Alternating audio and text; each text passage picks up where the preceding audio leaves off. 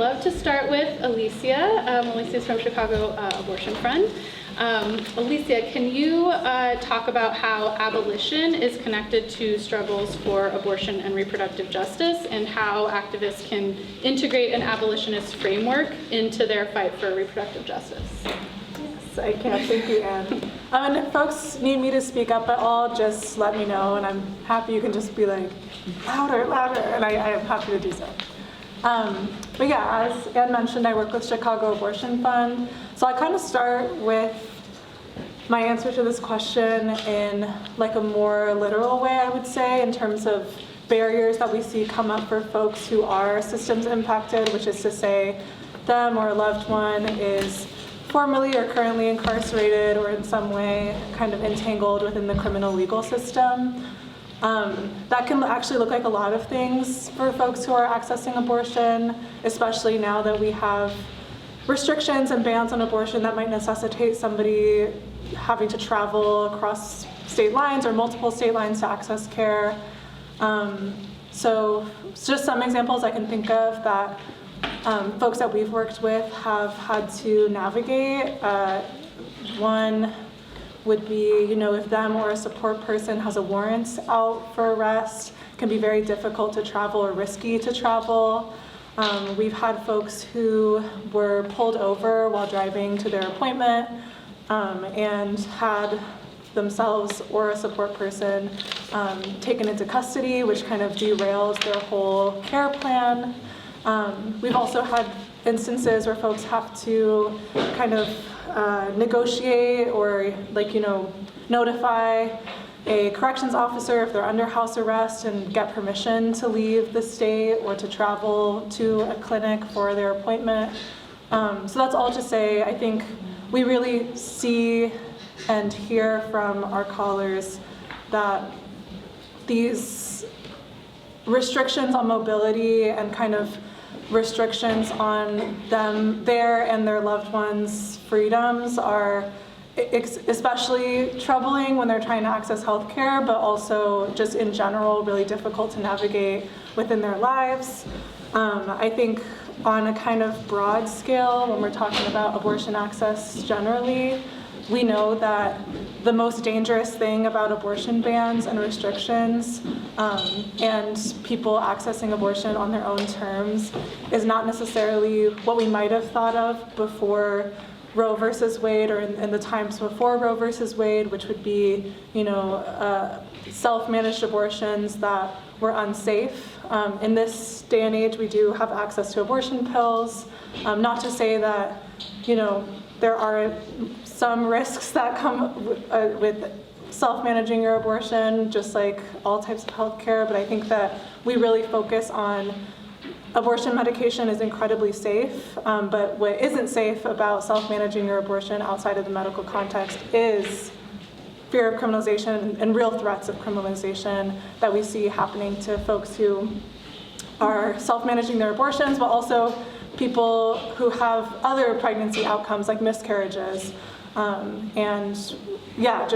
I think making those connections between people's bodies being criminalized for their reproductive outcomes, and then also the way that the broader injustices of the criminal legal system impact people and their families. It's absolutely a reproductive justice issue. And then your second question, I know I'm kind of talking a lot, but it's a big question, and I want to do it justice. Is just how we can integrate an abolitionist politic into the way that we do our work. Some things I'm really proud of that we do at CAF is that we don't have any sort of means testing when we're giving support to folks. So we don't ask for income requirements. We don't ask for, anything to prove that they need support or ask them to share their story if they don't want to share their story. We ask really what they need, and then we respond to those needs from a place of trust. And for us, that's really important, especially because people are already navigating these discriminatory bureaucratic systems, a healthcare system that might not be set up for them. We don't want to be a place where someone's having to struggle against carceral mindsets. We want to be a place of love and support. But I also just think kind of taking those concepts of trust and community, taking those concepts of, meeting people's needs and doing what we can to look out for each other and care for each other, that is abolition, and that's what we're going to need to survive and build new systems beyond police and prisons. So yeah, I think it's a little broad, but just one example that I think is really integral to the way that we do our work. Awesome, thank you. And second question, or series of questions is, can you talk a little bit about the work of abortion funds in general, like why they're so important right now? What roles are they playing, both in states where there are restrictions and bans, and also in states like Illinois where abortion is legally protected, but it's still pretty inaccessible financially for a lot of people. So talk a bit about the role that abortion funds play. And can you talk a little bit about what you've seen at CAF since Roe was overturned? Have you seen an increase in patients? Like, has your work changed significantly since June of 2022? Yes, I'm happy to talk about that.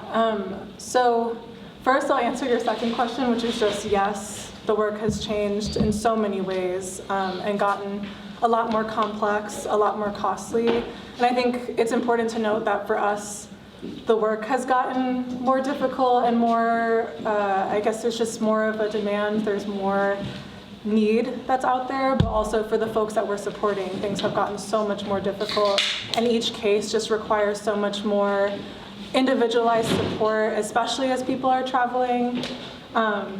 Also, there's free emergency contraceptive, which just kind of fell over. But if you want, Plan B, it's over there, or Julie rather.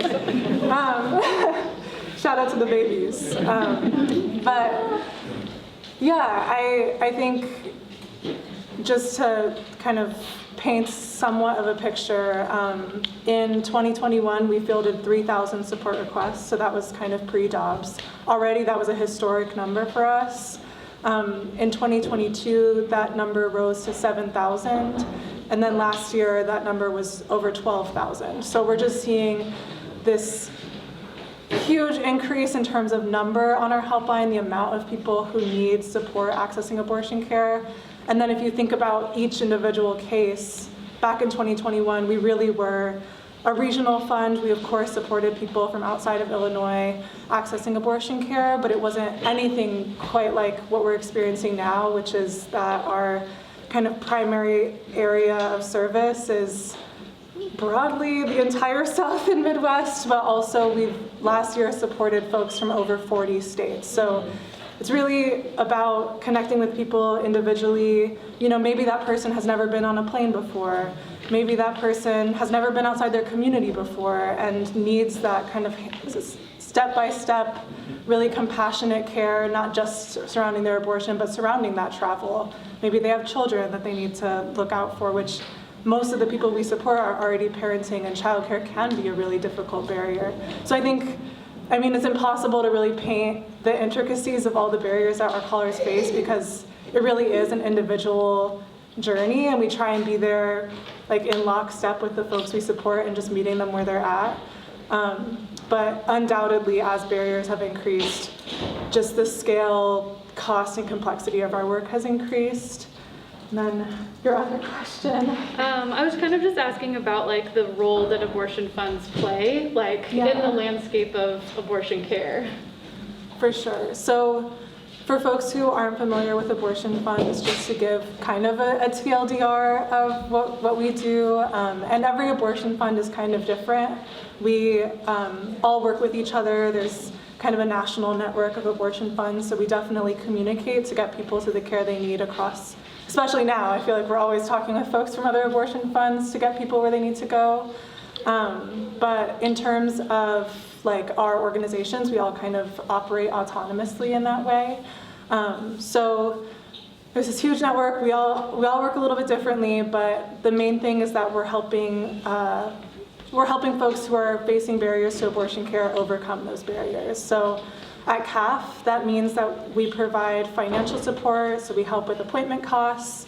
We provide what we call wraparound support, which is basically anything to get someone from point A to point B to sometimes point C to their abortion care that's not appointment costs. So that's childcare, travel, lodging, direct cash assistance, meals, really whatever it takes to get someone to their appointment, because we know that just because abortion is legal doesn't mean it's accessible. Just because someone kind of make an appointment or has the ability to pay for that appointment doesn't mean that they can actually get there. So it's all of these things to make sure we're not leaving folks behind. And I think the biggest thing is we kind of fit in that middle space between, providers, which provide crucial care for folks accessing abortion care. We can kind of make sure that that person is able to see the provider and able to access care. And then we also provide a middle space in terms of like folks working on the legal side of repro. So just because abortion is legally accessible, as it is here in Illinois, doesn't mean it's actually materially accessible for a lot of folks, especially marginalized communities. And so we're helping fill those gaps so that when we say abortion is legal, it's actually accessible. So I hope that makes sense. But yeah, we just try and be that kind of in-between place where we can catch folks who are falling between the cracks and make sure that abortion access is a reality for them. Awesome. And please visit the Chicago Abortion Fund table, get free birth control, sign up. They do such great stuff. Thank you, Alicia. Janine Logan, thank you so much for being here. Thank you. And Janine is a birth justice activist and the founder of Chicago Southside Birth Center. So I would love for you to start by just talking about what birth justice is and why it's such an important part of reproductive justice. Yes. Thank you for having me.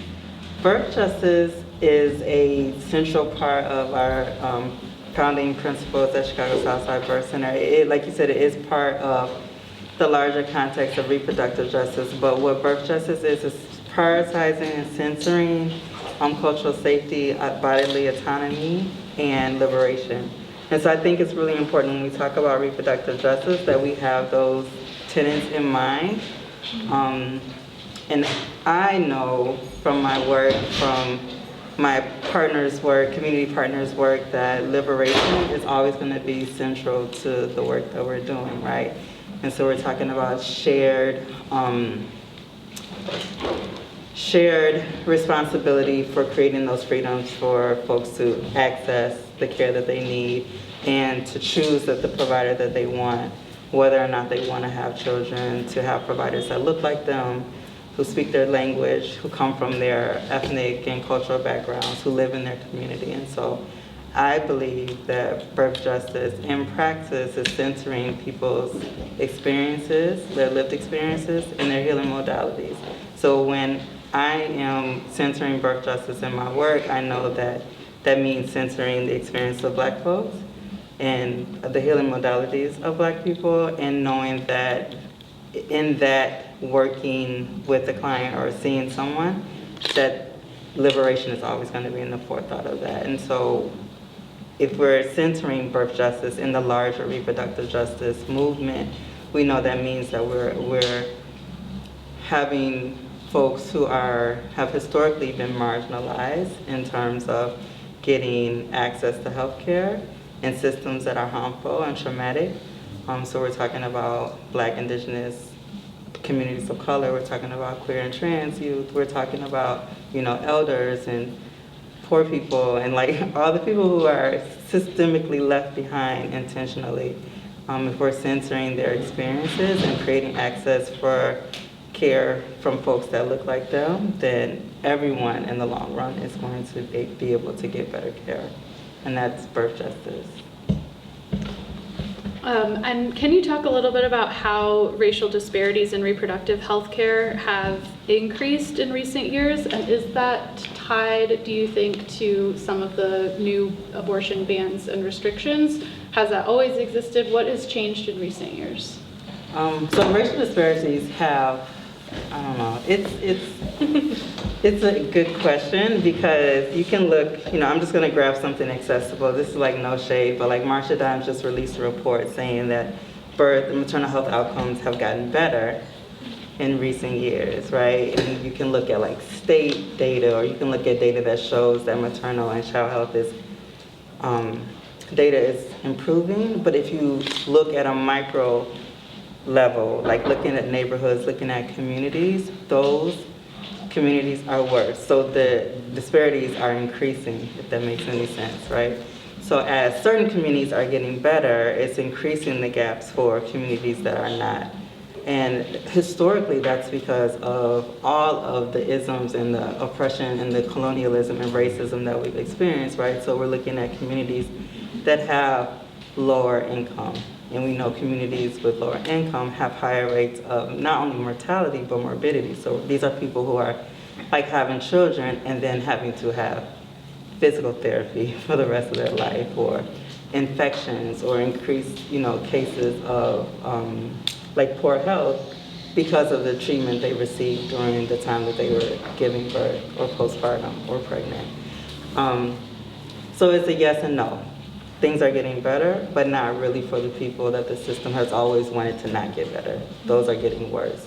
And some of those causes, during COVID, then that was everyone's talk, like, oh, maternal health care is so bad, but it's been bad, right? It's been bad. Like, COVID was just a magnifying glass on that. And you think about, these are communities that have poor housing, right, or no housing, or not safe communities where people can't have access to green spaces or exercise. People don't have access to good produce. So these numbers are not solely because of the interactions people are having during childbirth or pregnancy or postpartum. It's their whole lives and their families' lives. I was just listening to a podcast called Bring Birds Back. Shameless plug, it's so good.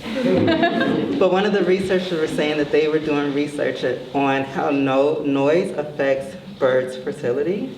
And so it just made me think the whole time, like, we're living in these areas where we're over like flight patterns, and we're having like the worst food or no access to food, and there's violence and there's police cars up and down the street, like how that noise affects our not only stress levels, but like our actual thriving, like our fertility, our wellness, our mental health, like all of these things. And so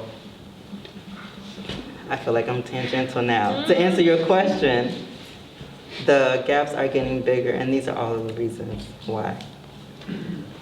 And this is a really huge question, so feel free to answer however you'd like, but can you talk a little bit about how childbirth has become so over-medicalized, and like especially how midwifery has been so stigmatized, and what's this, like, the legal status in Illinois of the practice of midwifery, and like why is it so different state to state? Yeah, that is a really good question. Like, do y'all have, I could just do a lecture on the history of midwifery in the United States, right? Like, how long do y'all want to be here? No, but the short answer is, midwifery is midwives hold such esteem in many cultures around the world, but specifically in the United States. Midwifery is born through enslaved African women, indigenous women, and later on immigrant communities coming to the United States. And so we're talking about a profession that started on the backs and labor and skills of enslaved people, right? And people who experienced colonization with indigenous midwives. And so it's really, really, really important to understand that when you have that history juxtaposed with the medical system, that was intentional. In 1921, well, at the end of slavery, more than 50% of the United States was getting care from midwives, right? Because midwives took care of the dead, they took care of birth, they took care of illness, right? They took care of everyone, blacks, whites, native, everybody, right? That's who saw a midwife. And then in 1921, the Shepherd-Towner Act, which was an act that allowed for funding from the federal government for communities and programs to be created to increase access to health care, specifically maternal health care, right? So this is when you start having clinics. And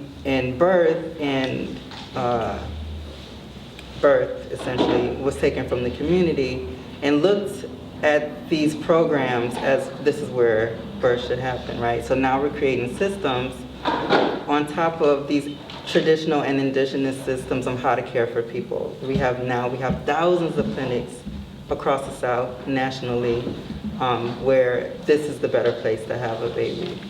And I will add, I don't know if anyone's heard of the FlexNor report. It's a report that a doctor created trying to reduce the number of medical schools in the United States. And specifically in that report, this is in 1910, they spoke about, well, not they, this doctor advocated for the closing for historical Black medical universities, and that's why there's only 2 in the nation. It's Howard and Meharry. Before that, there were dozens. And they were the ones producing the majority of Black doctors in the US because schools are segregated. Black professionals couldn't go to school.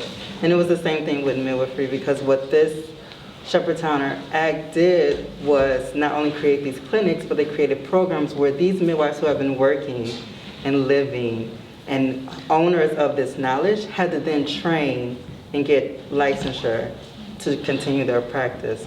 So that not only reduced the number of midwives across the South, midwives of color, it began to medicalize the profession. Like I said, this could be like an hours-long lecture, and I get really nerd out about this, so like, I'm sorry. And it just, like now, there were more midwives at the end of slavery of color than there are now. Only now there's 7% of midwives that identify as midwives of color in the nation, right? So I don't even remember the question anymore, because I will talk about this all day long. I will talk about this all day long. Oh, and so what is happening in Illinois? So right now in Illinois, up until 2 years ago, was that, 2021? CPMs, which are certified professional midwives, there are midwives who are specifically trained to work at a hospital. They're not nurses, but they have the skills and the training to do community birth, right? They ended a 40-year fight in the state to get recognition and licensure. They are still waiting for rules that the state makes in order to obtain these licenses. But certified nurse midwives are also licensed in the state, and we work in many settings. But thinking about your questions and thinking about like how abortion access is so important, like these are folks who are going to need to have access for services in community, right? Because the numbers that we see about poor health outcomes, the people that we read about who have died because of, you know,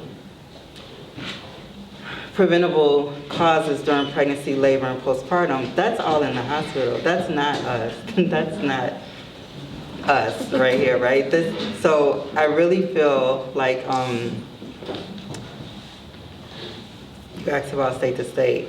It is a direct result of that lineage of medicine. I mean, like, you can even think of like, please, I don't know why you asked me this question. Because you think about like the origins of, the origins of gynecology, where all of that was learned and studied and perfected on the bodies of enslaved African women. So this is a system that is developed and is designed to oppress healers, for lack of a better word, that are not into the medicalization. You know, like pregnancy is not a sickness, right? Pregnancy, along with almost all reproductive problems outside of like surgical needs for cesarean and like cancer, can be taken care of in community. So I really think it is by design. I don't think that 40-year fight was not because AMA has their headquarters in Chicago and in Illinois. I really do think it's by design, and it's really sad how I have friends that are getting other degrees after they're already midwives and have years of midwifery experience so that they can practice in community in other states. So I'm done talking, because I can talk about this all night. We'll do a follow-up 3-hour lecture. Professor Can I just make sure everyone can hear okay? Are you guys all here? A little louder? Okay, great. We'll be a little bit louder. Okay, thank you. Let's move on. So next we have Tayo Mabande, and Tayo is a co-owner of Chicago Birthworks Collective. So I was hoping that you could talk a little bit about the work of doulas and the different types of care that doulas can offer.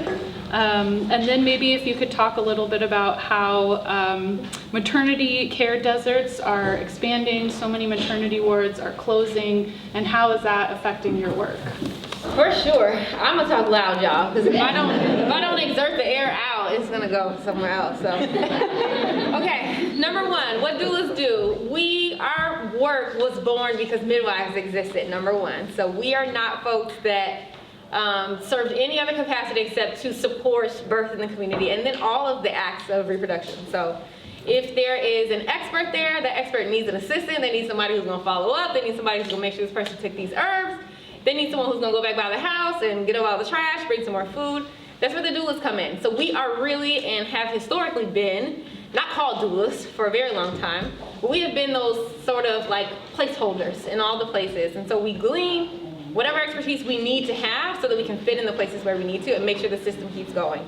We cannot expect our experts or our healers to do all of that work, just like we know that clinicians have nurses and tons of other staff to help them do all these other things.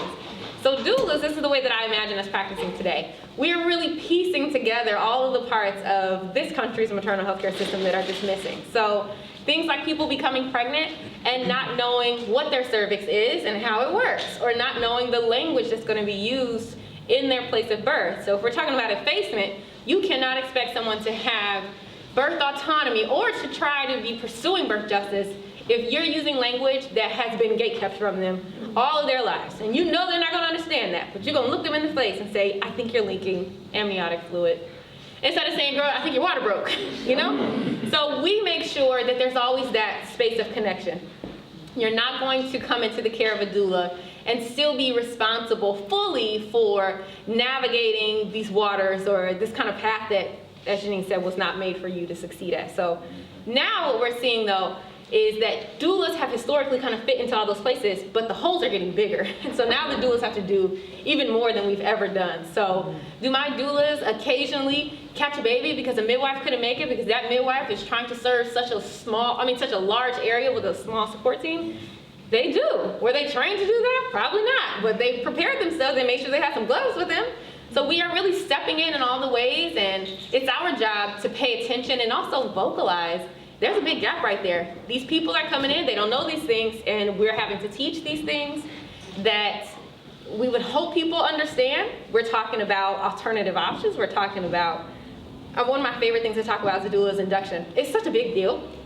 It's such a big deal in this country for people to have to fight against so much information that's being withheld from them. We can't even really play the game. I don't even have the tools and the language to play this game around induction. So doulas get to step in and say, hey, here's all the things that I know. I'm opening up this treasure chest of information for you to put on whatever hat, use whatever tools you need to, so you can get to the outcome that you want. So we're helping in those ways. Other part of your question was, Oh, like maternal care deserts. boom, yes, and they're expanding. It was like so close to me. The maternal health care deserts are expanding. So you all know the maternal health care deserts are places where it is very hard or nearly impossible to get maternal health care. And that just happens to be where we live at, on the south side of Chicago. So what's happening is you have people who live in a zip code and they are traveling 5, 6, 7 zip codes to get to their prenatal care. We really have criminalized people's bodies because of enslavement. Like, I own that child that's in you. And if I don't, as an individual, you gotta know the system does. So what I call myself is Child Protective Service. I wanna protect that child. It hasn't entered into the world yet. It's in your body. You made it. You chose to grow it. And so now there are so many threats that say, if you don't go and get prenatal care by this time, I'm gonna get you. And I'm gonna make your life hard. So then around like 28 weeks, you're like, okay, I gotta figure this out. There are not a lot of hospitals in the neighborhood that I live in. So I gotta think about how I'm gonna get to another hospital, and also who's there at that hospital? Who can I see? Does my insurance cover? Also, if I go there, am I gonna get a crazy medical bill if I choose the wrong provider? All of these things. So as these deserts are expanding, just like Alicia talked about, there are so many small barriers that people of color have to navigate just so they can get some care, not so that they can feel better, because most of the times people are fine navigating their pregnancies pretty far into their second trimester. Like, I feel okay, and they're going to seek support with people who bring them safety.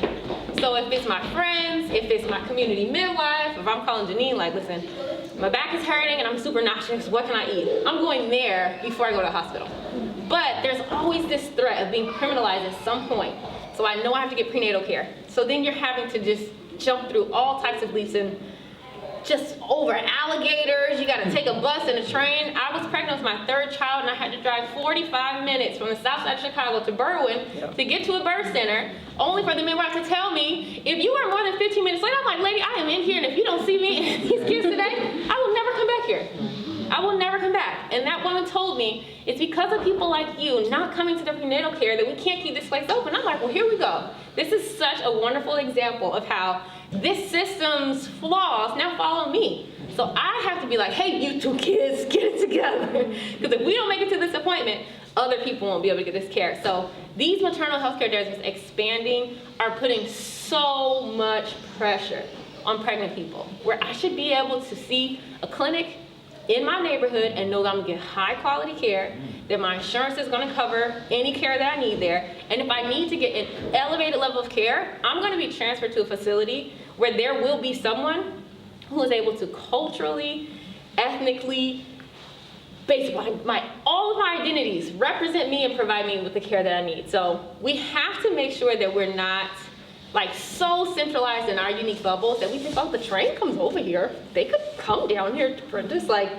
beyond Hyde Park, maybe once you get to UIC, between UIC and Advocate Training Hospital, there are 3 birth locations.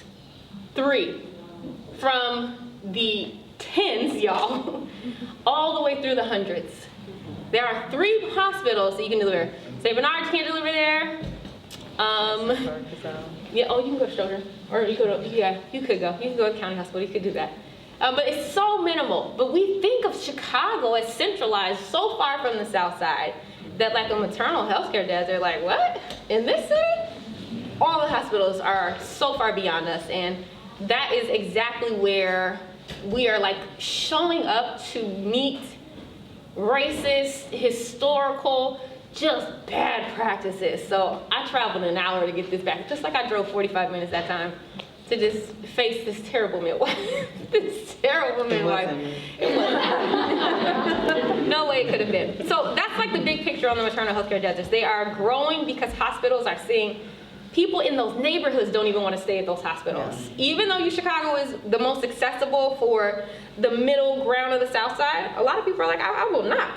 You're not going to get me to go there, especially now that we have technology that allows us to share and allows people of color to say, you don't have to go there just because that's the only hospital there, and just accept whatever treatment they give you. Whatever options are being reported to you. We've seen folks be discriminated against because of their BMI. Like, we can't even give you these options to birth this way. It's not even possible. So people are talking, they're sharing information. There are so many platforms and so many avenues that we're like, you know what, I'm gonna have this baby at home. And then what does that mean? Now we have to like really provide support and paint this big picture of the skills that midwives have and the recognition they're not getting and the licensure that they don't have. And y'all know in Chicago, there are no Black home birth midwives. Can't say it again. 0 at all in the entire Chicagoland area. There was one, and she was overloaded. She left. She left. It was too much. She worked in the hospital. She did. She did. She left. And so we really have like nothing to look forward to. We are like scrambling. And in the midst of that, we're being blamed for our bad health outcomes. Like, you become pregnant, you're scared, you're freaked out, you're like, this is a scary place, scary time to be pregnant. And now I gotta do all the work to piece every single part of my healthcare together and fight racism and weird people over there that wanna do strange things to me. It's a lot, and those things absolutely have a serious impact on our health outcomes. Big picture. Do you want to just read anything? Yeah, I feel like I have like 47,000 things to say after now, but I'm just like, one thing that really resonated is something that we share with our callers often, especially when and I'm gonna get even like emotional talking about it, but sometimes you're working with someone for weeks to get to their appointment, and maybe the first appointment they go to doesn't work out, and maybe the second time their car breaks down or their childcare falls through.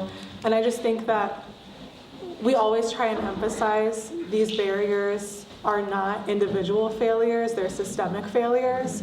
Because if you had a clinic that was 10 minutes from your house, you would absolutely have been able to go and get that care. If you had childcare support that was reliable and a community that was able to rally around you and provide you with affirmation and love, you wouldn't have to be navigating all of this alone. And I think it's really easy to, especially when you're going through it and you're like, I'm doing everything I can and I just can't seem to make it, and we have to start from square one, sometimes 2-3 times with folks. It's demoralizing and it's brutal, and it's why I think of all the work that we're doing, and I'm like, it's so crucial. We're getting people to the care that they need, and we're making sure that people can access care, even if it does take weeks or multiple tries. But that shouldn't be the case. Like, we shouldn't have to be doing this work, and people shouldn't have to be going through that. And I just feel like we can think about like these stopgaps or being scrappy or like making sure, no matter the barrier, we'll get people to where they need to go. But that's not ideal, and it's never going to be ideal, and people shouldn't even have to be considering these barriers. So because just because you can get to the care, and just because we're moving mountains to make sure you can get there, those mountains shouldn't even those mountains shouldn't even freaking be there. But yeah, it just makes me so frustrated, and also it makes my heart hurt, because when people are like, well, people can travel to get abortion care, people can travel to this birth center that's 2 hours away. It's like, just because they can doesn't mean we shouldn't be thinking of a reality where people actually do have real access to care that fits in their life plans, fits in their timelines. So anyway, that was beautiful. Can I say one thing? Oh, yeah, quickly? please. I love that you said that, because I used to live in Cuba, and there was a health facility in every hood, right? And so when people say things like, well, there's a birth center in Berlin that takes Medicaid that you can go to. Like, I was seeing people from Bourbonnais. I was seeing people from like close to Bloomington. Like, that makes no sense to me. And I feel like if people understood like the value of abundance, like, there's no competition. There can be one in South Shore, and one in Hyde Park, and one in Northside, and one in North Point, and one in Lincoln Park. Like, that is how people get access and thrive. So I love that you said that. You know what my dad told me, you made me think of? He told me, he said, you should only eat honey that is grown locally. Yeah, Like, don't ever, oh my God, it's not that serious. Like, if the honey is cheaper, Trader Joe's will go there. And he's like, no, seriously. If the bees that live in the same area as you, they breathe the same air, and they are just experiencing energetically the same things as you, want to make honey for the people around them, take that honey first. Yeah. And this makes me think of all of the small and special ways that we do dehumanize people and say the uniqueness of where you come from, that one little area of Humboldt Park does not matter. You're getting this basic Chicago care. And we're gonna strip away all of the unique parts of your identity and say that this is good enough for you. And if you complain about it, we'll take that away too. So we have to recognize there are so many small layers of people that make up their humanity, and if you can acknowledge and nurture each level, they can be healthy. They can be healthy. So you want for parents who have older children to access healthcare, make sure that the healthcare facility is accommodating to me. My kid's gonna run, they're gonna destroy all this stuff. Make it a little bit more durable for parents. Make it a durable environment and a safe environment for parents who have children with different abilities. We all come from these unique places, and the way that we blanket is a very white supremacist thing to say, this is good enough for the rest of us. You better get on board with this. It's not okay to do those things. And there's so much nurturing that people from a unique community already do for each other. Give them the resources to build what they need. Trust that they know what they need. Isn't that a huge part of maternal health care that we all hate? people believing that they know what someone else needs more than them, if we can abolish that, people will really make what they need in their own communities. You don't gotta regulate it. You don't need to pay for it. They'll even find ways to fundraise for it and pay for it themselves. It's very possible.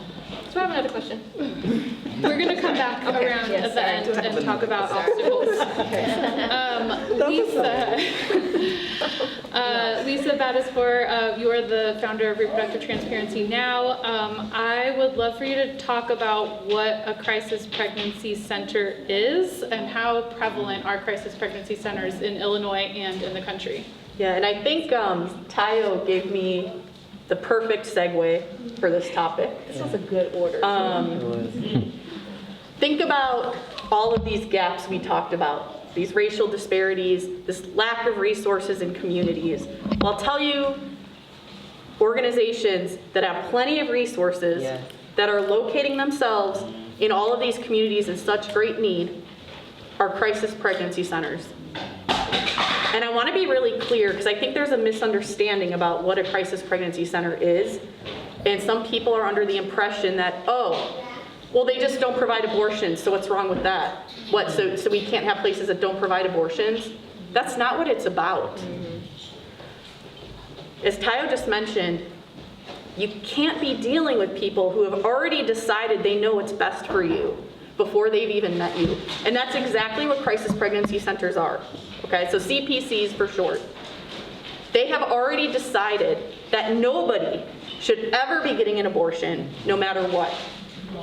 And all of the things that they do center around that. And what it does is it has a halo effect that goes far beyond just abortion and affects bodily autonomy in general.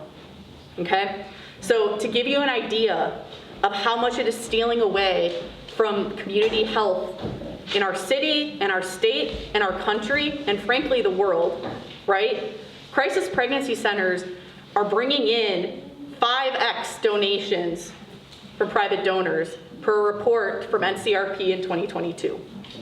On top of that, they are being awarded increasing amounts in the hundreds of millions of dollars in taxpayer funding at the federal and state levels, including diverting money that should be going through temporary assistance for needy families, and instead lining the pockets of these huge organizations that are running crisis pregnancy centers. Those resources could be helping people get the care they need, but instead it is going to these buildings that advertise themselves as providing abortion information, abortion counseling, and other services. And the reality is, when you walk in, they're putting you in one of 3 categories. And we know this from people who have gone inside of crisis pregnancy centers and reported this back to us. You are either abortion vulnerable, abortion minded, or carry. And their goal is to get as many abortion vulnerable and abortion minded people in the carry column as possible. It is a statistic they keep track of and compete with each other. So it doesn't matter what you need for your health. It doesn't matter what you want for your family. It doesn't matter what resources you have or don't have. They've already decided you need to be a carry. And not only do they achieve this through dangerous disinformation, experimental protocols with no basis in science, but they are creating a funnel of people who don't understand their bodies by teaching abstinence-only sex ed and purity culture in private and public schools across this country, and they're getting money for that. And then, if someone comes in and let's say they're not pregnant, but they want contraception, in the standards to affiliate with one of the largest umbrella organizations in the country, CareNet, you cannot advise for a single woman to get contraception. You can only advise contraception if she's married, and you must advise her to ask her husband about it. Those are standards written in 2023. Woo! And so these are the organizations in our communities purposely luring people in and plying them with this terrible information, blocking them from getting such quality care that they could be getting at other organizations. And I want to be really clear that this is not some stale issue. Just in the past 3 months, 2 new crisis pregnancy centers have opened in the city of Chicago. And no one knew about it because the broad public doesn't know a lot about these places. So it's really incumbent upon community organizations to know how to identify them, understand what they do, and find alternatives until we can have more systemic success in setting up systems that work for everybody. And can you talk a little bit about how activists in Illinois are fighting against crisis pregnancy centers? And maybe a little bit about how CPCs have been so strategically important for the anti-abortion movement. Yeah, so one thing I really like to say is that crisis pregnancy centers are not a part of the anti-abortion movement. They are the anti-abortion movement. I have a book on my bookshelf, published in 1990, which laid out their exact plan for what's happening now. Build up crisis pregnancy centers, overturn Roe v. Wade, implement national abortion bans, and position crisis pregnancy centers as the solution to lack of abortion access. This is exactly what they are doing.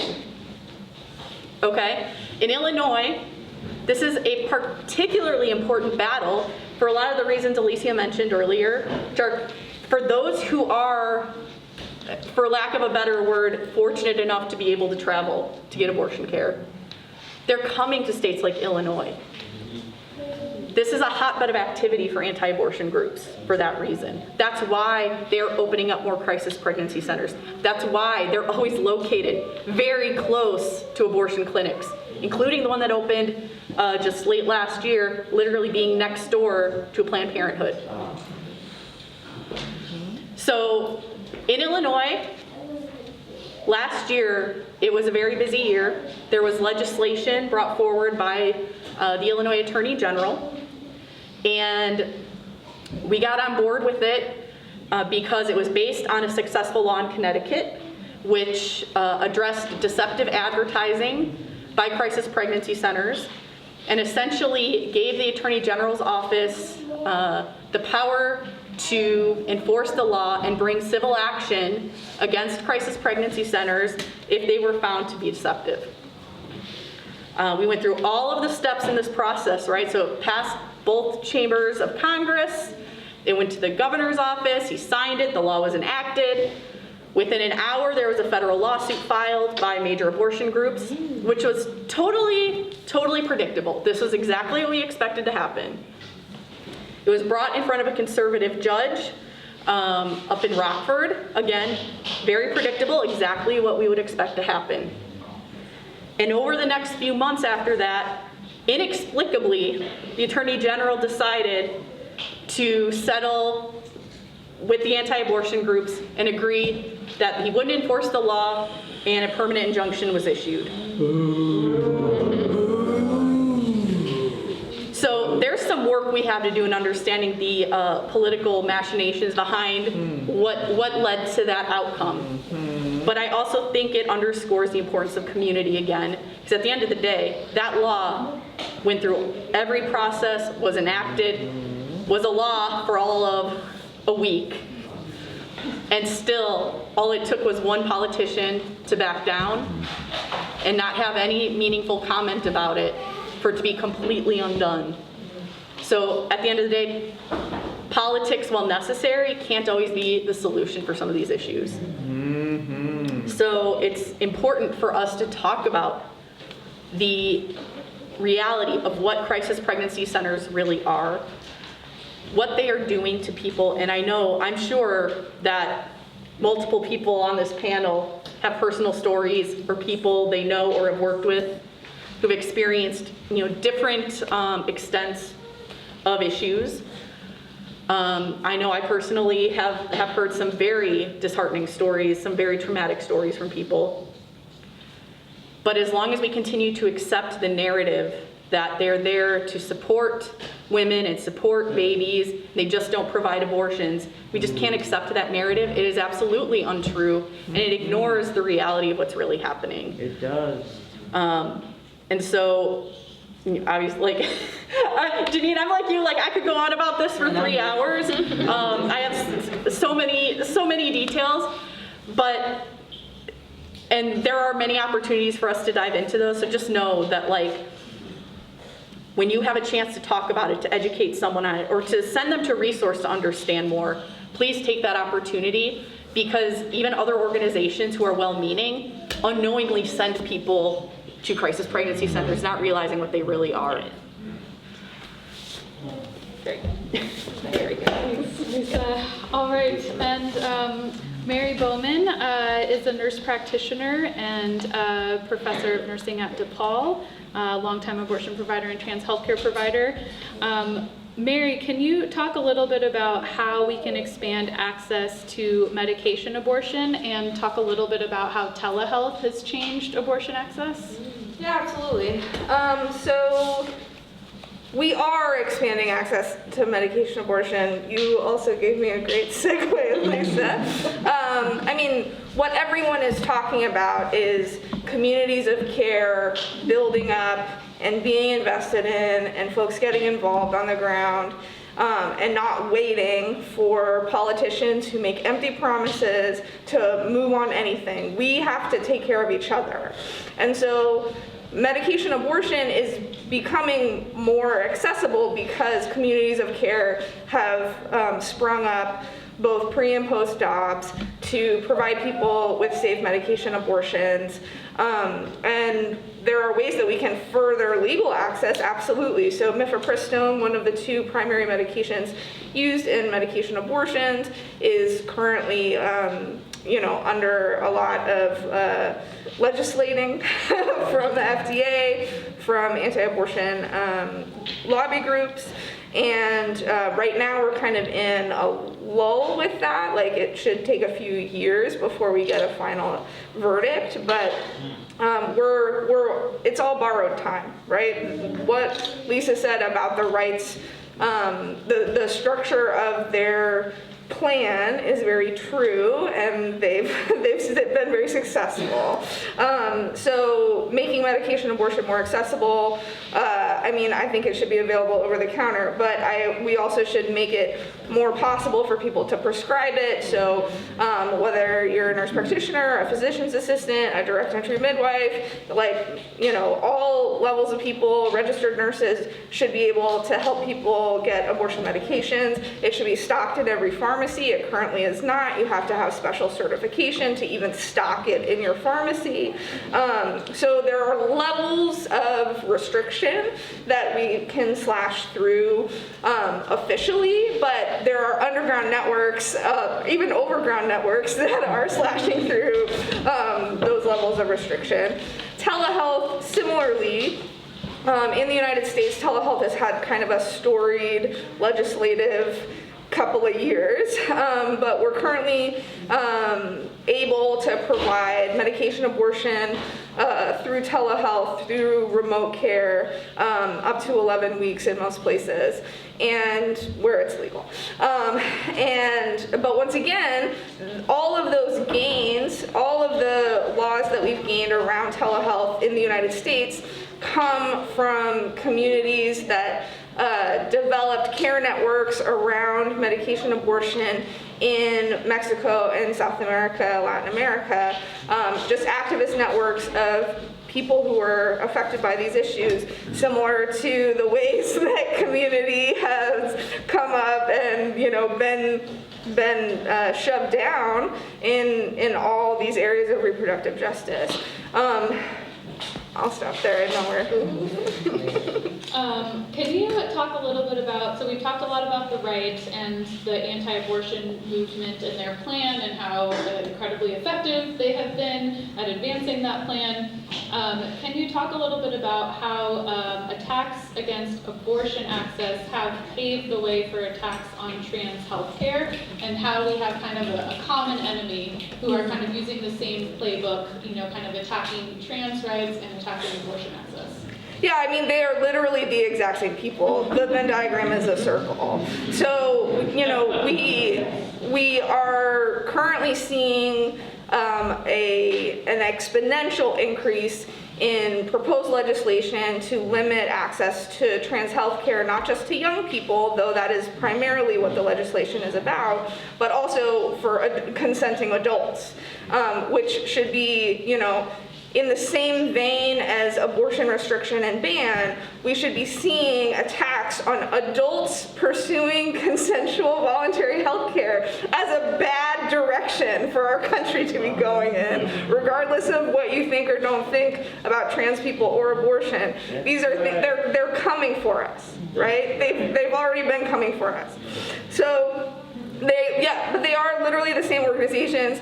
It's funny to me to have Ann ask me that question because Ann knows a hell of a lot more than I do about it. But I mean, there are books and books and books that Ann and I both read because we're weird about the religious right and their programs to restrict abortion access. And now, because they kind of succeeded in getting some of the key elements of their plan in place around abortion, they're like, okay, how can we jazz people up? How can we get people pissed off and get them on our side? Oh, let's talk about gender. Let's talk about what is a woman. Let's talk about children getting genital mutilation surgeries, all kinds of nonsense. So they're really looking, and this was what abortion was for them too. They tried a number of different issues to try to get people riled up over, you know, the years. In the 80s, not even when Roe was passed. They weren't even that up in arms when Roe was passed. But subsequently, they were like, okay, maybe this is something that we can get people engaged so we can vote as a bloc. So they finally got success in that strategy with abortion. But now they're using the exact same strategy around trans health. They're, you know, it's the same argument about keeping children and babies safe. It's the same kind of purity stuff. Your body, like, you know, don't use any medications that takes you off the path that would put you into a perfect heterosexual cis nuclear family. So they're using the same philosophies. And so we, as a movement, have to respond to them in kind. And we have to mobilize in a joint fashion to protect what little access to care we have in this hellscape country. But we also have to push the bounds and use the movement's examples from other parts of the world, but also here in the underground, right? How can we just say, well, fuck you, laws aren't real, we're gonna do what we need to do to take care of each other, whatever you say. And so I think that, you know, trans health has come from that same historical community outside of medicine. You couldn't get it through medicine, how are you gonna get it? We gotta get it for each other, we gotta give it to each other. And now that trans health is being medicalized, it's also being limited through legislation. So it's very similar to birth, it's very similar to a lot of aspects of healthcare, but yeah, it all requires our same attention. I want to just go back to each of the panelists and just ask you to like briefly respond to like what are some of the biggest obstacles that you're facing this year in your work, and what are some ways that people here can plug in and help and get involved? And we'll just like go down the line and just, you know, say what you'd like, and then we'll hear a couple questions from the audience. Cool, I can start. I wonder if some of our answers are going to be the same on this, but I do think, so in terms of abortion access, we are really looking at things to get worse before they get better, and I think that's more of like a zoomed out perspective.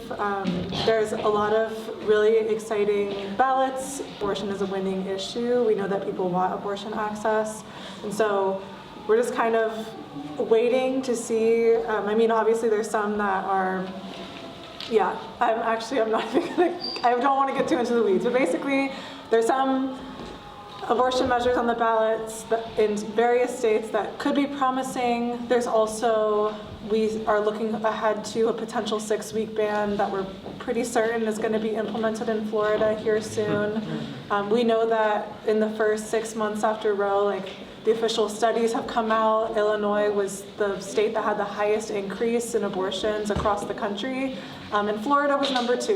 And you can really see on a map, just with the restrictions and bans that are in place across the country, that even though Florida has limited and restricted abortion access even right now, it still was the best or only option for a lot of folks in the Southeast, and we anticipate a lot of folks now coming to Illinois or having to travel for care once that 6-week ban is implemented, much like we continue to see and have been seeing for even before Roe versus Wade was overturned, a lot of folks from Texas, since they implemented a 6-week ban. So we're kind of doing this thing, that was just all to say, that we're kind of bracing ourselves and always trying to prepare for the worst, because we do want to make sure that we can continue to support every single person that reaches out to us, whether that's connecting them to the care that they need, whether that's connecting them to a clinic because they don't even know where to start on where to get care, and that requires money. So I think for us it's just resources at this point. Like, we're already operating, and I don't want to like get too into the weeds of this, but like I think we're really thinking, how can we sustain the level of individualized care that we have been? How can we sustain supporting every single person that reaches out to us, even if they need complex abortion care at a hospital that can cost, on the low end, $3,000, but could cost like tens of thousands of dollars depending on OR time. And we don't want to leave people behind. We don't want to let people fall through the cracks. And so I think for us, fundraising and grassroots fundraising has always been a really big part of that. Thinking about how we can get sustained support from the state, from the city, has been part of that. And yeah, just kind of looking forward, I think that's going to be, we have the expertise. We've been navigating people from across the country to get to care, I mean, in an intense way the last couple of years, but in general, our organization has been building out these processes for a long time. We just need the money to continue to scale up to make sure that we can continue doing it in a way that you could have. Who here has participated in CAF's Fundathon before? Yay. Love that for y'all. Expect an email from me soon. But we have our annual Fundathon starting in March. It starts March 1st every year. We do it with abortion funds across the country. And it is a peer-to-peer fundraiser where folks can either fundraise as individuals, or even more fun, you can fundraise as a team. And my team is Hotties for Abortion Access, and I really just got my friends together. I was like, you know, who wants to think about how we can fundraise for abortion? CAF's average pledge is $450. How many people do we think we can support as a group? What's our goal? What can we think of in terms of community care, in terms of mobilizing and capitalizing on the resources that we have in our community and giving those to folks who don't have those resources, who need health care and who are having to travel for health care.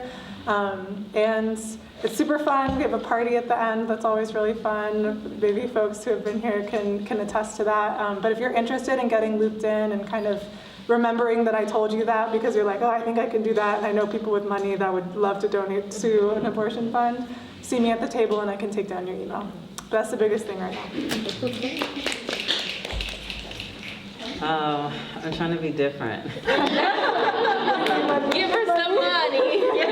Like every single time one of my family spoke, I was like, what are my coping skills? I'm like over here like tapping, like trying to fix, like my blood pressure's going up. I'm trying to like prevent a emergency over here. But Release. Because it's true, because like I know what we're talking about, and I just feel like you have, like, the whole story is like to expand, even to be able to start a birth center on the south side, we had to change the law. Then we had to change the zoning. Then we had to purchase a building cash from all the grassroots donations that we have raised. We have, like, every moment is something fun, like astronomical to go over in order to provide this care for community. So as my community partners are like, we need more support, like just thinking that we've been raising money to open our doors for 3 years makes no sense to me. When people in my community are dying, when people in my community need access, like, why are we not being able to support our family in this way. So we do need the resources. Like I said, we have a building that we purchased, which is a church, actually.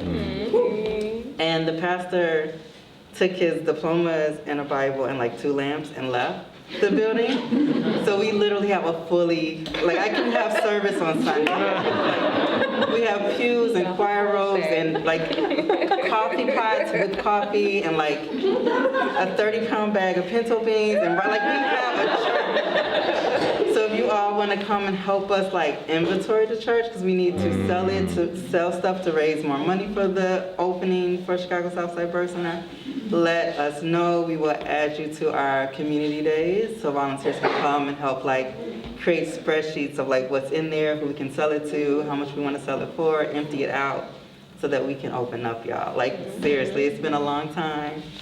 I was supposed to have this baby in Exactly, like 2 babies ago. Now, seriously, I'll be 46 on Thursday. I'm like trying to just retire soon. Can we open up? Open it up Please. I'm like, can we open, please? People are like, when are you open? I'm gonna have a baby. Like, don't wait for me. Don't wait for us. So no, we need to open. And so I just ask, like, whatever you can do, join our newsletter, become a monthly donor, become a daily donor. Fuck Starbucks, order your coffee at the Chicago Southside Birth Center. Y'all got the coffee pots. We got the coffee pot. It's Folgers, so they probably are funding Israel too, so I don't know. But please, that's all we need. Very good. Okay, so my need is for Janine's needs to be taken care of. I think a big need for us, the funding actually right now for doulas is astronomical. It's crazy. So if you are a part of just ideating or directing some of those funds, make sure that they are not just going to what is being deemed as just community doula programs. What we tend to do is say, like, we're going to give it to the poor people only. And there are people who are just falling in these mid spots right here where I may not be classified as poor, but absolutely, I'm Black and I need that care. I might have a spouse, maybe I have a salary job, and maybe I do have what would be considered private or good health insurance. That does not make my outcomes any greater, and it doesn't make my need for this type of support, or really my need to access that type of support. It's just very similar with CAF. Like, there could be tons of folks who are very well resourced who are like, I don't even know where to go. I might have the money to pay for this, but there's still lots of barriers. So we are facing this weird, just like abundance of like cash just sitting around, but like we want this to be for the community doula programs and letting people know organizations like ours, be we for-profit organizations or not, are community-based organizations that deserve this type of funding, that don't deserve any type of scrutiny in how we spend this money and how we want to pay the people who are doing this work.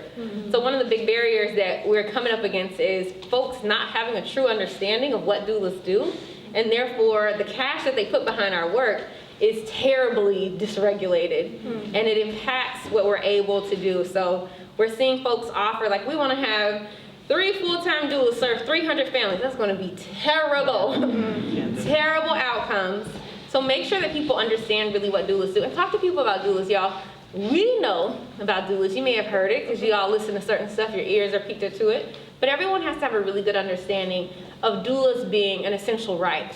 And not just the service of doula care, but having someone who is an expert in navigating pregnancy, birth, and postpartum and parenthood available to you at not a rate that's going to make your life hard, and them being available to you throughout the extent of your pregnancy. So letting your friends and family know, whether you think you need it or not, if this is your 4th, your 1st, your 5th, or your 7th child, you need to be accessing doula care in some way. The more people know about doulas and the more people who take advantage of doulas, then we get to really mill the ground and learn, okay, this is what this unique population can really benefit from. And then they also see us in all types of birth locations.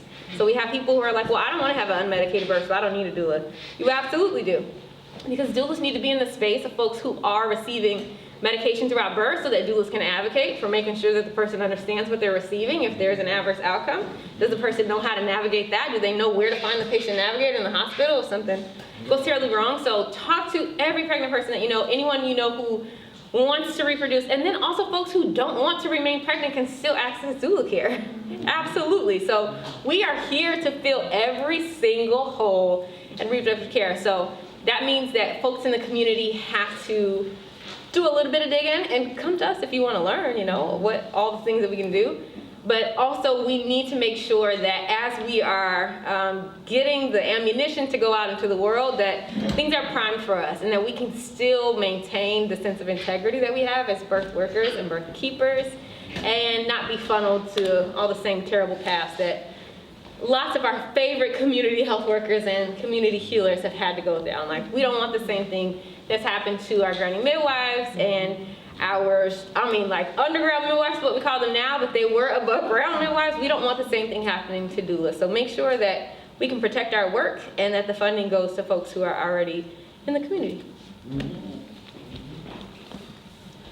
So when it comes to crisis pregnancy centers, what I can say with certainty is that once people understand what they are, they get pissed off and want to do something about it. And so for our work, the most important thing is to get plugged in, and you can do that in multiple ways. One is we are in desperate need of more people who are willing to be a part of small direct actions in and around Chicago. So we have very carefully planned strategic protests to make sure we are addressing the issue without causing harm to people who may be going into the pregnancy center. So if you are willing to do direct action, we need volunteers. If maybe direct action is not your thing, the other piece we need help with is getting connected with other organizations who have members who want to learn more about this and figure out how they can, make sure, whether it's their clients or their friends or their families, know, what is going on behind closed doors. And so we also do education sessions with private groups. So if you are a part of a group that is interested in something like that, you can let us know and we can organize something. We try to make it as easy as possible for you by really kind of having something that's ready-made, ready to go, with additional research and customization for your local community. And the way you can do either of those things is signing up on our email list, because following this event, we'll email everyone and I'll list out what those opportunities are. What are the questions? What obstacles are you facing in your work? And Oh, how can yeah, people easy. Plug in. Okay, yeah, got it. The Democratic Party. My obstacle. Fucking election year. I really can't stress enough that the two parties of capital are the primary obstacle to anyone getting free in this country. And when we talk about that, there's something really soon that we should all be organizing around, which is the Democratic National Convention, which will be in Chicago in August. And I don't know about y'all, but in 1968, there was a Democratic National Convention in Chicago, and the people showed out. And so my hope is that similarly right now, we are fighting an anti-war movement to free Palestine and get U.S. aid out of Israel. And so similar to the American-Vietnam War in the 1960s and 70s, we are at a crucial moment where the people of this country have to keep our elected officials on their fucking toes. They can't get a moment's peace without someone screaming free Palestine in their face. And so we have to keep that going. We have to keep that going around police brutality. We have to keep that going around abortion access. We have to keep that going around Medicare for all. We have to be all cylinders firing to fight what's happening right now, because both parties are complicit in this genocide. Both parties are complicit in reducing access to the types of care that we're all speaking on. And we cannot just say, oh well, lesser evil. No, it's fucking evil. And so we need to fight it with everything we have.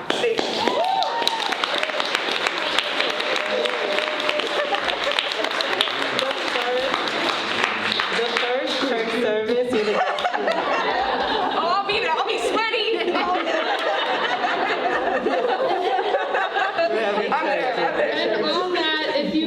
want to join a new coalition called Bodies Outside of Unjust Laws, Coalition for Reproductive Justice and LGBTQ Liberation, sign up at the Chicago for Abortion Rights table. We're part of many groups who are organizing a march on the DNC the night before the DNC starts on August 18th. Lots of fun stuff going on. We really need more people to endorse that and sign on. It's going to be really fun and really big. I would love to hear briefly from Students for Reproductive Justice. So we have this amazing group here tonight, and I would love for them to share a bit about the work that they're doing. And then I want to hear a couple of questions from the audience. Hello, Can you come up front? we are Project Reproductive Freedom. We are a registered student organization based on the University of Chicago's campus, and we work to support sexual and reproductive health, freedom, and equality on campus and in our community. And some of the ways we do this is by education. We host an annual event with CAP on the intersection between reproductive justice and abolition.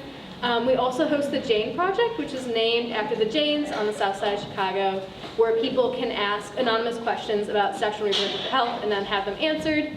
There's a phone number and a Google form. No one calls. Everyone's born after 2000 down there, so no one calls. But there is an option to call us. And we also just host events. We hope to support other partners. Last year, we also hosted an abortion care package kit packing event for people who were traveling out of state, and just some necessary supplies to support them after their abortion. And yeah. Way to go.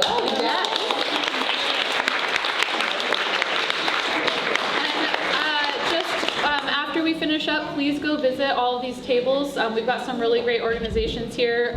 So just quickly to call out, we have Chicago for Abortion Rights, we have Chicago Abortion Fund, we have Gay Liberation Network, we have Stop Trans Genocide, we have Reproductive Transparency Now, we have the Clinic Vest Project, we have the Illinois Choice Action Team, we have Project Reproductive Freedom, who we just heard from, we have the Illinois Single Payer Coalition, and we have Physicians for a National Health Program. So we have some incredible organizations here. Sign up for their mailing list. And we have about 10 minutes, so I would love to take a couple of questions from the audience. Yes. You know, you mentioned many times financial barriers to access to care along those lines. And being closely connected with the single payer movement, what is corporate profit as a factor in just exacerbating all these horrible, whether it be a bad outcomes or not? Good question. I mean, shall we start with birth, huh? That is very expensive to have your baby somewhere where you're going to be mistreated. We also see that there are, like the trends that, I know that a very oppressive system is going wrong when the people that it was intended to oppress begin to advocate for this type of treatment. So we know that the types of risks associated with surgeries in childbirth really directly associate to many of the mortality that we see, like infections, postpartum hemorrhage and things, right? Those are the types of procedures that are incentivized. And those also are the incentives, the things that are incentivized that lead to really some of the worst complications. Home births, however, they do not, out of hospital, low risk births do not. So there's a huge correlation between the types of procedures, the types of medication, the extent of someone's care in their pregnancy, how many visits they have. Throughout someone's first and second trimester, you see your provider once a month for maybe 20 minutes. And that is solely determined on how many times we want to bill insurance, how much they want to pay. And so if we can really take back into the community, most out-of-hospital community healthcare providers have a flat rate for their entire prenatal care that includes the birth and postpartum. That is the model that we got to stick with. What do you need to be able to sustain yourself to provide this work? Not this very shop around, we can price that up if we need to and send her back to this provider 10 times. So we've really commercialized birth, pregnancy, all parts of reproduction really. If we can move away from that, then we see that there are not as many stakeholders that get to play the game and keep their fingers in it at all. I'll be real quick. And I'll just take a small example. So like Medicaid reimburses birth centers at a rate that is lower than what hospitals get. And the thinking is that because it's cheaper for a birth to happen in community than it is for a hospital. But that's not the case. because I still have to pay for lights. I still have to pay the midwives. I still have to take care of the baby. I have to have this whole facility, and I don't have extra staff that I can like call in if we need extra help, or I don't, it's the same cost no matter the location, and the outcomes are better. And so what we recently did was get the Birth Center Licensing Act, where Medicaid is going to reimburse births, and it's at 75%. We need to be getting paid at the same amount because we're doing the same work, right? If someone goes to the hospital and has a physiologic birth, no surgeries, then why should they get thousands of dollars and Medicaid only give us $2,000? Like, it doesn't make sense. We're gonna have better outcomes. The other thing that I have been dreaming about, so if anyone wants to help me, don't take my idea, unless you're gonna get this bill passed. But what I wanna do is have, so like hospitals get dinged if you go back to them after you've had a pregnancy. Like if anyone goes back for any kind of reason after they've been discharged, the hospital gets dinged. What I want is hospitals to have to take the money that they would essentially be losing from this and give it to community birth, because that's not gonna happen with us, right? Because we're doing home visits, we're seeing you at 1 week, we're seeing you at 2 weeks, we're seeing the whole family and making sure that everyone knows what the risk factors are. You're not gonna go back to the hospital. Yeah, no. We're gonna take care of you. And so that would be another way that we can sustain ourselves, because the hospitals would then do better, or if they don't do better, we'll benefit from that. I have a little bit. I mean, this is really something that I could rant about, is insurance and abortion care. I think that's something that a lot of people maybe don't realize is that, first of all, if you need to get an abortion, it's unlike some other types of healthcare, you need to pay for that up front. So it's not like you get billed later. I mean, unless you go to a hospital, that might be a different case. But if you're going to a clinic, you need to be able to show up with the amount of money that it's going to cost for your appointment. Sometimes you need to show up in states where there's multiple days of appointments. You need to demonstrate that you can pay for the whole thing before they'll move forward with your care. Regardless, I think that something that we come up against is that, especially independent abortion clinics, and when we say that, we basically mean clinics that aren't in large affiliate systems like Planned Parenthood. Those independent clinics can't necessarily afford to accept Medicaid, or don't have the capacity to file everything that's needed to make sure that they're making enough money to stay afloat if they did accept Medicaid, and therefore they might be the best option for someone. I mean, Rockford, Illinois is a great example of this. They just opened an abortion clinic up there. That clinic doesn't accept Medicaid, and we get folks all the time from Rockford where they actually do. I mean, this is our dream, right? They have an abortion clinic that's in their community. It just opened up. That's wonderful, but their insurance isn't accepted. And I think that is something that we're passionate about, that if that's the only option for you, we'll take that cost. We'll make sure that you can get that care. We'll cover the $425 it's going to take, because you can't contribute anything to the appointment, and that's okay, because this should be free, and this should be free for everyone.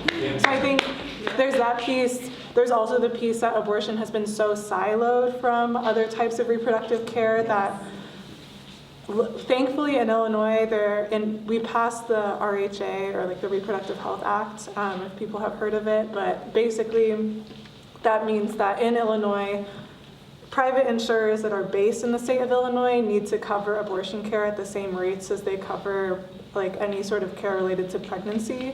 And so for us in Illinois, if you have a plan that's based in Illinois, which actually insurance is confusing, but you can live and work in Illinois and have a plan that's based in California. You can look on the back of your insurance card and see where your plan is based.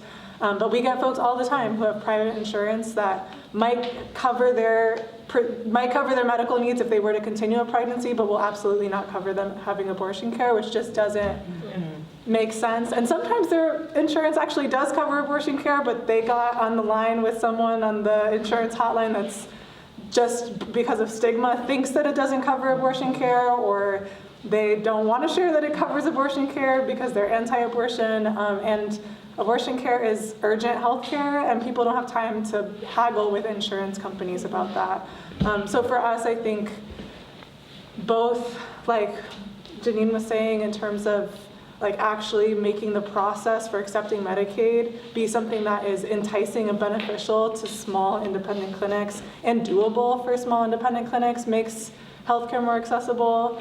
Mandating that insurance covers abortion care like it covers other types of health, reproductive health care is important. But also just making healthcare free and making abortion care free is like really what is at the root of all of this, because people are having to jump through. We do insurance navigation all the time because it's not something that people know how to do. Healthcare is super convoluted and confusing in this country, and yeah, it's yet another barrier that people have to jump through the hoops of. And when they hear we support folks, the majority of the folks we support either are uninsured, which is a huge problem, or they have insurance that doesn't cover abortion care, whether it's out-of-state Medicaid or a private insurance plan.